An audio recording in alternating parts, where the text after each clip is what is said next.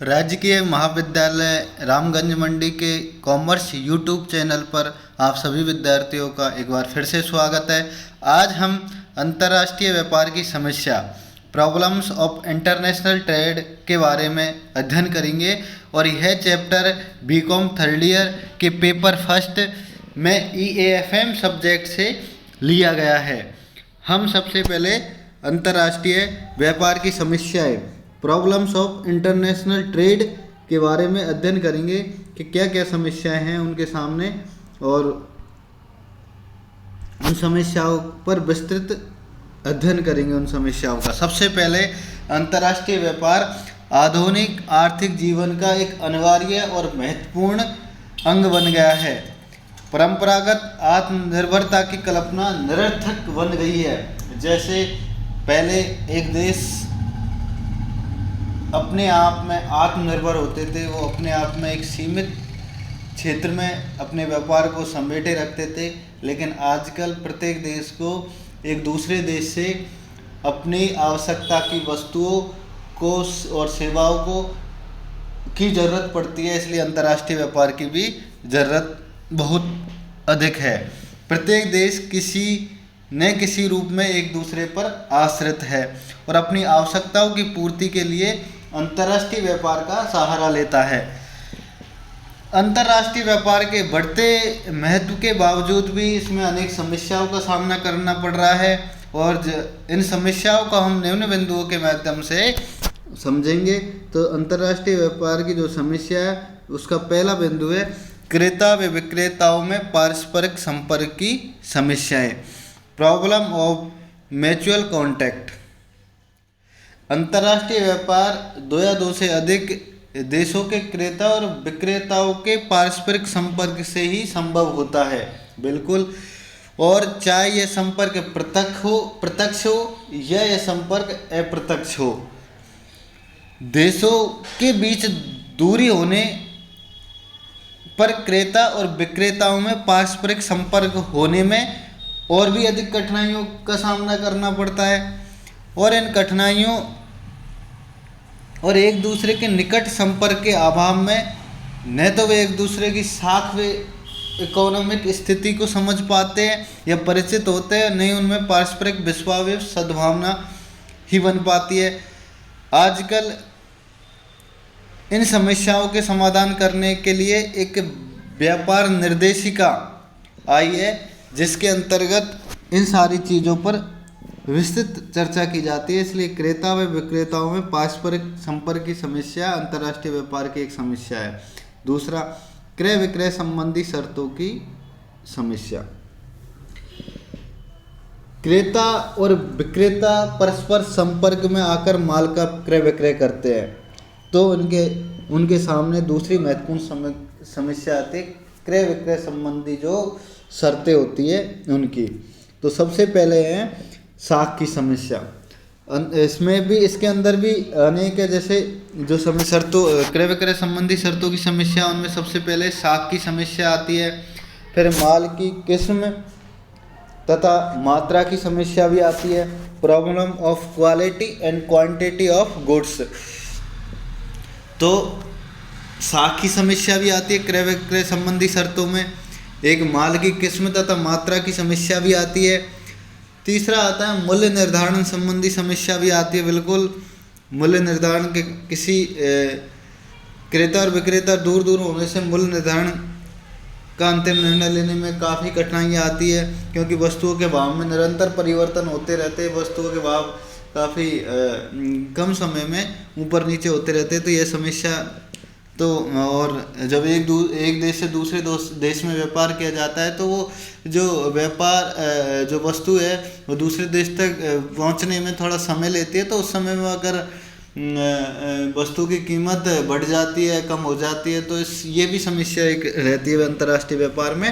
तीसरा, और इससे आगे इसी में है संबंधित खर्चों के वहन की समस्या।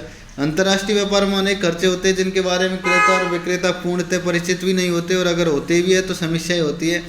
तो इन खर्चों का कितना भाग वहन करे। देखो, काफ़ी देश है जो इसमें काफ़ी खर्चा आता है एक दूसरे देश में। भुगतान की विधि की समस्या। भुगतान की विधि की समस्या, problem of mode of payment. भुगतान की विधि का मतलब है कि किस मुद्रा में, क्योंकि अनेक देशों में अलग अलग मुद्राएं प्रचलित है और अलग अलग मुद्राएं प्रचलित होने के कारण एक देश यह चाहता है कि जो उसकी विधिग्राही मुद्रा है उसमें ही उसको वस्तुएं मिले, तो यह भी समस्या है। अगला इसका जो महत्वपूर्ण बिंदु है वो है विनिमय दरों में उतार चढ़ाव संबंधी समस्या, problem of exchange rate of fluctuations. विदेशी विनिमय बाजार में मांग व पूर्ति की परिस्थितियों में परिवर्तन के कारण विनिमय दरों में उतार चढ़ाव आते रहते हैं। इससे आयातकर्ता व निर्यातकर्ता दोनों को उच्चावचनों की हानि की जोखिम बनी रहती है। बिल्कुल, यद्यपि कुछ सीमा तक इन जोखिमों को अग्रिम विनिमय सौदों, बदले सौदे आदि से टाला या कम किया जा सकता है। अंतर्राष्ट्रीय बाजार में सौदों की तिथि व वास्तविक भुगतान की अवधि में आंतरिक व्यापार की अपेक्षा लंबे समय का अंतर रहता है। बिल्कुल। चौथा है इसका अंतर्राष्ट्रीय व्यापार की समस्या में चौथा बिंदु है व्यापार नियंत्रण संबंधी समस्याएं। आजकल प्राय सभी देशों में विदेशी व्यापार एवं विदेशी विनिमय पर सरकार का नियंत्रण बढ़ता जा रहा है। कुछ देशों में तो कठोर नियंत्रण भी है। किस पर? विदेशी व्यापार पर। स्वतंत्र व्यापार की नीति को अब एक निरा सपना या एक निरर्थक चीज़ समझो, कल्पना मात्र ही रह गया। अगर एक देश अपने व्यापार में आयात पर प्रतिबंध लगाता है तो दूसरे देश निर्यात को बढ़ाना चाहता है। इस प्रकार की प्रक्रियाएं चलती रहती है। अब पांचवा इसका जो बिंदु है विदेशी विनिमय नियंत्रणों की नीति संबंधित समस्याएं। आज प्रत्येक राष्ट्र अपने भुगतान संतुलन को पक्ष में एवं भुगतान असंतुलन को कम करने अथवा समाप्त करने का प्रयत्न करता है। अतः अनेक प्रकार के विदेशी विनिमय नियंत्रण लागू किए जाते हैं और बदलने की भावना से इनकी और वृद्धि की होती है और अतः अंतर्राष्ट्रीय व्यापार में एक नई समस्या जन्म लेती है। तो यह भी समस्या है। इसका अगला बिंदु है छठा, आयात निर्यात की औपचारिकताओं संबंधी समस्याएं। ये क्या? अंतर्राष्ट्रीय व्यापार की प्रक्रिया एक बड़ी जटिल प्रक्रिया है और नियंत्रणों, नियमों, परंपराओं व व्यापारिक सौदों की शर्तों के आवरण में अंतर्राष्ट्रीय व्यापार में अनौपचारिकताओं की एक श्रृंखला, एक लॉन्ग चेन ऑफ फॉर्मेलिटीज बन जाती है। जैसे लाइसेंस प्राप्ति के लिए औपचारिकताओं को पूरा करना, लाइसेंस की शर्तों का पालन करना, माल के आदेश, पैकिंग, भुगतान व विदेशी विनिमय के लिए औपचारिकताएं पूरी करना, जहाजी लदान व बीमा संबंधी औपचारिकताएं निभाना आदि जो चीज़ें हैं वो आयात निर्यात की औपचारिकता संबंधी समस्याएं हैं। सातवां इसका बिंदु है माल की पैकिंग, रवानगी तथा सुपुर्दगी संबंधी समस्याएं।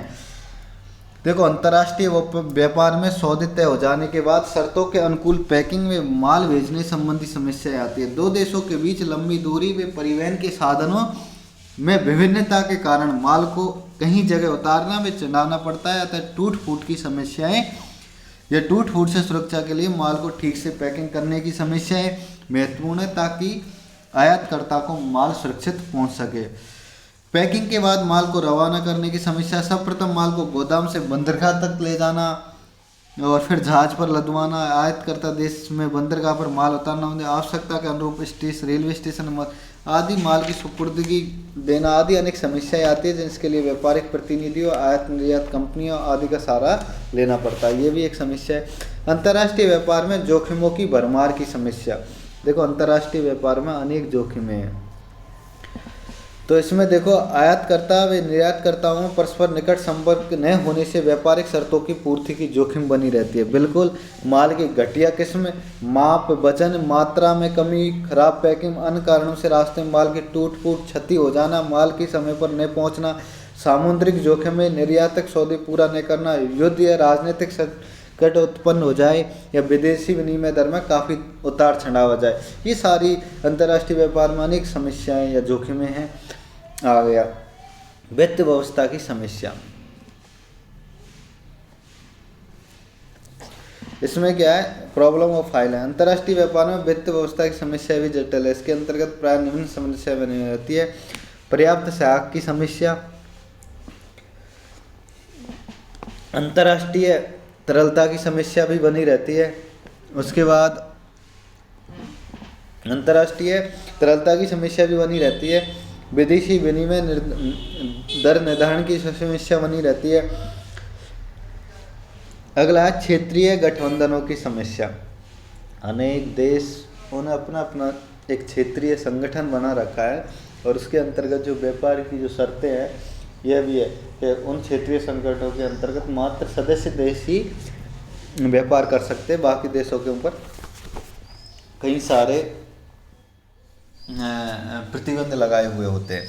11वां है राशि पतन की समस्या, डंपिंग, प्रॉब्लम ऑफ डंपिंग। जब कोई देश विदेशी बाजार में अपना आधिपत्य स्थापित करना चाहता है, अपने प्रतियोगियों को बाजार से हटाना अथवा बड़े पैमाने के उत्पत्ति के लाभ अर्जन करने के लिए अपनी वस्तु विदेशी बाजार में बहुत ही कम मूल्यों अथवा लागत से भी कम मूल्य पर बेचता है और विदेशी बाजार में होने वाली क्षति को आंतरिक मूल्यों में वृद्धि से पूरा करता है, तो उससे क्या कहा जाता है? राशि पतन, डंपिंग।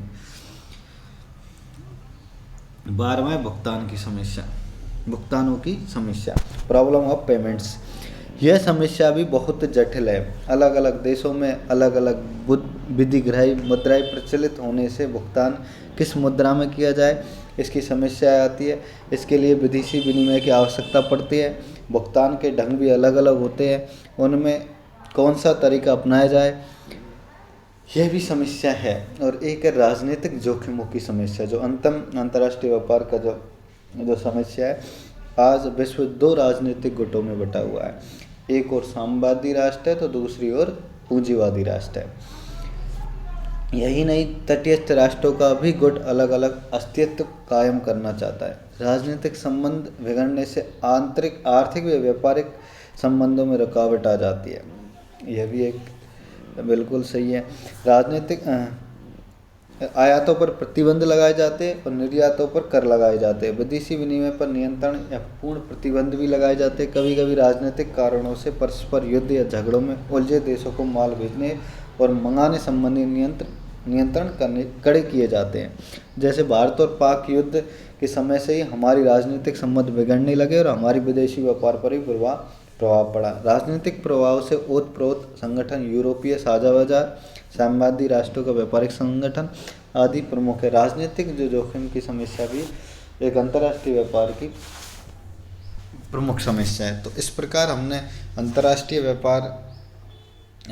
व्यापार के विभिन्न बिंदुओं के बारे में चर्चा की और विभिन्न बिंदुओं की जिसमें है क्रेता विक्रेताओं पारस्परिक संपर्क की समस्या, दूसरा है क्रय विक्रय संबंधी शर्तों की समस्या, तीसरा विनिमय दरों में उतार चढ़ाव संबंधी समस्या, चौथा व्यापार नियंत्रण नीति संबंधी समस्या, पांचवा विदेशी विनिमय नियंत्रणों की नीति संबंधी समस्याएं, छठा है आयात निर्यात की औपचारिकताओं संबंधी समस्या, सातवां है माल की पैकिंग, रवानगी तथा सुपुर्दगी की संबंधी समस्या, आठवां है अंतर्राष्ट्रीय व्यापार में जोखिमों की भरमार की समस्या, 9वां वित्त व्यवस्था की समस्या, 10वां क्षेत्रीय गठबंधनों की समस्या, फिर राशि पतन की समस्या, 12वां भुगतानों की समस्या और 13वां राजनीतिक जोखिमों की समीक्षा। इस प्रकार हमने अंतर्राष्ट्रीय व्यापार की समस्या के बारे में इस जो चैप्टर है इसमें अध्ययन किया।